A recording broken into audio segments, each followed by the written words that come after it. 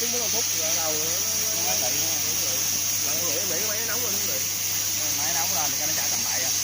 Không, nếu mà để chương trình như nãy em chỉ anh cái chỗ tắt cái chế độ giới hạn đi á thì nó không chạy tầm bậy, nhưng mà nó khi mà nó bị nóng ra đứng. Còn em mở chương trình mà chương trình kia á thì thoải mái, nhưng mà nó chương trình kia thì nó đốt hoài luôn, nó không chạy không ngừng, nhưng mà nó bị nó chạy bậy.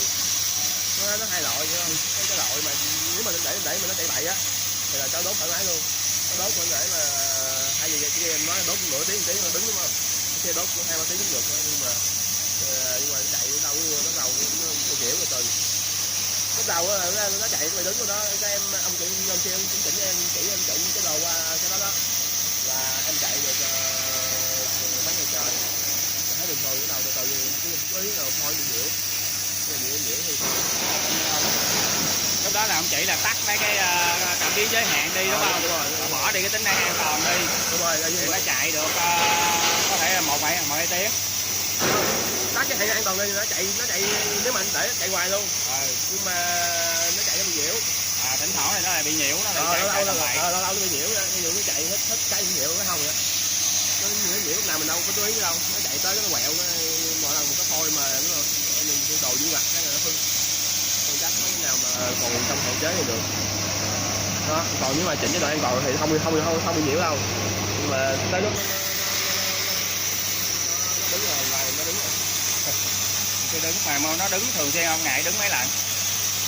Khi mà nó đứng lên đó thì nó chạy cái chắc thì đây đúng thậm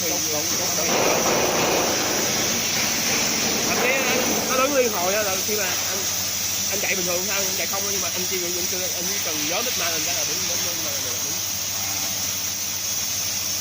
Nói này hư tôm nhiều chưa? Nhớ nhiều không?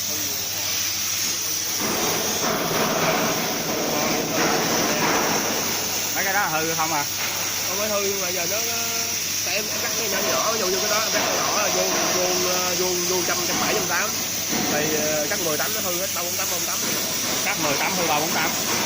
Thì đó với ý là cắt một dãy bắt đầu khi mà hư một dãy mà phát hiện 348 bắt đầu ngưng. Thì hư thấy hư người ta đâu dãy nó chạy rồi nữa hư nữa.